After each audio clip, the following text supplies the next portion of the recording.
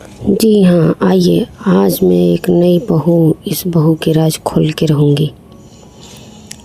एक नई कहानी लेकर आ गई हूँ मैं आपके समक्ष। नमस्कार दोस्तों, आप देख रहे हैं अंजलि राव व्लॉग्स और आज मैं आपके लिए एक ऐसी कहानी लेकर आई हूँ जो हर उस महिला के दिल को छू जाएगी। घर के कामों में दब कर रह जाती हैं, वो कैसे महिला लेके आई अपने घर की खुशियाँ। घर में फिर से आई खुशियाँ, लौट आई। आज मुझे तुम पर गर्व है। और अब कमाई 15,000 तक पहुंच गई और वही लोग अब बहुत ज़्यादा ऑर्डर देने लग गए जो लोग ताने दिया करते थे। आइए दोस्तों, मैं आपको एक ऐसी कहानी सुनाने वाली हूँ जो आपके काम की होने वाली है। तो बने रहिए मेरे इस वीडियो में लास्ट तक। मैं आपको एक बहुत ही सच्ची और सुंदर सी कहानी सुनाने वाली हूँ। अगर कहानी अच्छी लगे तो कमेंट करके ज़रूर बताना आप, और पसंद आए तो लाइक शेयर सब्सक्राइब ज़रूर करना, ताकि मैं आपको ऐसी ही अच्छी से अच्छी मोटिवेशनल स्टोरी आपके लिए लाती रहूँ। चलिए वीडियो को लंबा ना करते हुए आपको बताने जा रही हूँ मैं। आपको मेरे वीडियो पे ध्यान नहीं देना है, मेरे ऑडियो पे ध्यान देना है। आज मैं कहानी ऐसी लेकर आई हूँ जो हर उस महिला के दिल को छू जाएगी जो घर के कामों में दब कर रह जाती है। दोस्तों, कभी कभी भगवान हमारी ज़िंदगी में दुख इसलिए भेजता है ताकि हम अपने अंदर की ताकत को पहचान सकें। आज की कहानी है एक ऐसी बहू की जिसके हाथों में सिर्फ चूड़ियाँ थी, लेकिन उसकी हिम्मत में पूरा आसमान था। कहानी की शुरुआत करती हूँ मैं। इस कहानी की जो मेन हीरोइन है उसका नाम था पूजा। आज मैं पूजा की कहानी सुनाने वाली हूँ आप लोग को। पूजा की शादी एक छोटे से गांव में हुई थी। वो बहुत सीधी सादी लड़की थी। उसके सपने छोटे थे, बस इतना चाहती थी कि घर में शांति रहे, पति खुश रहे और बच्चों का भविष्य अच्छा हो। लेकिन दोस्तों, किस्मत ने पूजा की जिंदगी में ऐसा तूफान भेजा कि सब कुछ बदल गया। पति की नौकरी चली गई। पूजा के पति का नाम संजय था। संजय शहर में एक प्राइवेट कंपनी में काम करता था। सब कुछ ठीक चल रहा था, लेकिन अचानक एक दिन कंपनी बंद हो गई। संजय की नौकरी चली गई। घर में पैसे की कमी होने लग गई। पहले तो संजय ने कहा, कोई बात नहीं पूजा, मैं जल्दी नई नौकरी ढूंढ लूँगा। लेकिन महीने बीतने लग गए, ना नौकरी मिली ना पैसा आए। घर में राशन ख़त्म होने लग गया, बच्चों की फीस बाकी रह गई, बिजली का बिल बढ़ गया और घर में रह गया तो सिर्फ और सिर्फ तनाव बढ़ने लग गया। पूजा की चुपचाप चिंता। रोज पूजा रात को चुपचाप रोती थी क्योंकि वो अपने पति को कमज़ोर नहीं देख सकती थी, लेकिन वो ये भी देख रही थी कि घर की हालात बिगड़ती जा रही है। एक दिन सास ने गुस्से में कहा, बहू, घर में अनाज खत्म हो गया है, क्या हम भूखे रहेंगे? पूजा चुप रही। सास बोली, तुम्हारे मायके से भी कोई मदद नहीं आया है? पूजा की वही आंखों में आंसू आ गए क्योंकि उसके मायके की हालत भी खराब थी। पूजा ने फैसला किया। उस रात पूजा ने भगवान के सामने हाथ जोड़कर कहा, हे भगवान, मेरे पति को हिम्मत देना और मुझे भी कोई रास्ता दिखा देना। और दोस्तों, उसी रात पूजा ने एक बड़ा फैसला ले लिया। अब मैं सिर्फ रोऊंगी नहीं, अब मैं सिर्फ रोऊंगी नहीं, अब मैं कुछ ना कुछ करूंगी, अब मैं कुछ करूंगी। पूजा को चूड़ियों का बहुत शौक था और अगली ही सुबह पूजा घर के पुराने संदूक को साफ कर रही थी, तभी उसे अपनी शादी की कुछ पुरानी चूड़ियाँ मिली, लाल, हरी, सुनहरी। और पूजा के दिमाग में एक विचार आया। उसने सोचा, अगर मैं चूड़ियों को मार्केट से लाऊं और उसे मैं डेकोरेट करके महंगे दामों में बेचूं तो कुछ शायद पैसे आ सकते हैं। पूजा ने अपने पति से कहा, संजय से, मैं बाजार से चूड़ियाँ लाकर बेचूंगी। संजय ने हैरानी से कहा, तुम चूड़ियाँ बेचोगी? पूजा ने कहा, हाँ, घर की हालत खराब है, कुछ तो करना पड़ेगा। फिर पूजा ने अपने पति को समझाया और कहा कि मैं जो चूड़ियाँ लेकर आऊँगी, मैं उसे डेकोरेट करूँगी, उसे सजाऊँगी और बहुत ही खूबसूरत बनाकर बेचूँगी। लोगों की बात पूजा के पति संजय ने दुखी होकर कहा, लोग क्या कहेंगे पूजा? पूजा ने मजबूती से कहा, लोगों की बात से घर नहीं चलता, घर मेहनत से चलता है।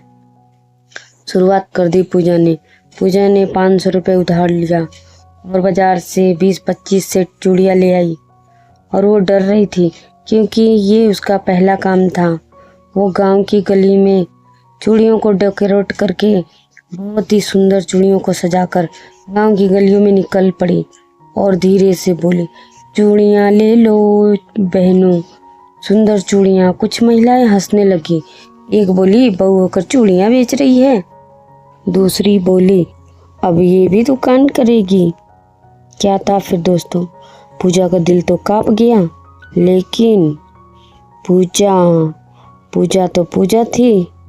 पूजा ने खुद को संभाला और फिर बोली, बहनों, सस्ती और सुंदर चूड़ियाँ हैं। अपमान का सामना करना पड़ा उसे और उसकी चूड़ियाँ नहीं बिकी। और दूसरे दिन उसने हिम्मत नहीं हारी। दूसरे दिन भी चूड़ियों का सेट बेचने के लिए गांव की गलियों में चल दी। और दूसरे दिन पूजा की कमाई 60 रुपये हुई। पूजा घर आकर रो पड़ी। उसे लगा कि वो हार गई, लेकिन तभी उसके पति ने कहा, पूजा, तुमने आज 60 रुपये की कमाई की, ये छोटी बात नहीं है, ये तो शुरुआत है। पूजा ने आंसू पोंछे और कहा, मैं कल फिर जाऊंगी, मेहनत का असर होता है। तीसरे दिन पूजा ने थोड़ी मीठी आवाज़ में बोलना शुरू किया, बहन जी, ये लाल रंग की चूड़ी आपके ऊपर बहुत सुंदर लगेगी। महिलाओं को उसकी बात अच्छी लगी। अब उसने 6 सेट बेच दिए। चौथे दिन 10 सेट बेच दिए और एक हफ्ते में पूजा रोज 200 से 300 कमाने लग गई। पूजा के बात करने का तरीका और कमाई बढ़ने लग गई। पूजा सिर्फ चूड़ियाँ नहीं बेचती थी, वो महिलाओं से प्यार से बात करती, उनकी पसंद पूछती और उन्हें आईने में दिखा कर देती। धीरे धीरे गांव में पूजा की पहचान बनने लग गई। लोग बोलने लगे, पूजा की चूड़ियाँ सबसे सुंदर होती हैं। अब वही लोग ऑर्डर देने लग गए। जो लोग पहले ताना देते थे, अब वही लोग पूजा को बुलाने लगे। पूजा, मेरी बेटी की शादी है, चूड़ियाँ ले आना और उस पे मेरी बेटी का नाम लिख कर डेकोरेट करके लाना। पूजा, करवा चौथ आ रहा है, मेरे लिए भी एक सेट लाना। पूजा खुश रहने लग गई, कमाई बढ़ने लगी। अब पूजा हर हफ्ते बाजार जाती, नए डिज़ाइन लाती और उस पर और डिज़ाइन डेकोरेट करती। त्योहारों पर स्पेशल चूड़ियाँ, करवा चौथ, तीज, दिवाली, उसकी कमाई बढ़ने लग गई। अब पूजा महीने में 8,000 से 12,000 कमाने लगी। तो दोस्तों, बताओ कैसी लगी पूजा की ये कहानी। और पूजा अपने पति की नज़रों में पूजा रानी बन गई। एक दिन संजय ने पूजा से कहा, पूजा, मैं तो टूट चुका था, लेकिन तुमने मुझे संभाल लिया। पूजा ने मुस्कुराकर कहा, पति पत्नी का रिश्ता साथ निभाने से होता है। संजय की आंखों में आंसू आ गए। उसने कहा, आज मुझे तुम पर गर्व है पूजा। अब पूजा ने सिर्फ चूड़ियाँ नहीं शुरू की, उसने बिंदी, हेयर क्लिप, नेल पॉलिश भी रखनी शुरू की। महिलाएं खुश हो गई क्योंकि अब उन्हें सब कुछ एक जगह मिलने लग गया। अब पूजा की कमाई 15,000 तक पहुंच गई। अब सास भी बोलने लग गई, मेरी बहू तो बहुत मेहनती है। पूजा का सिर गर्व से ऊंचा हो गया। तो कैसी लगी आप लोग को ये कहानी? अगर अच्छी लगी हो तो आपको चूड़ियाँ नहीं बेचना है, ये मैंने आपको एक एग्जाम्पल दिया है।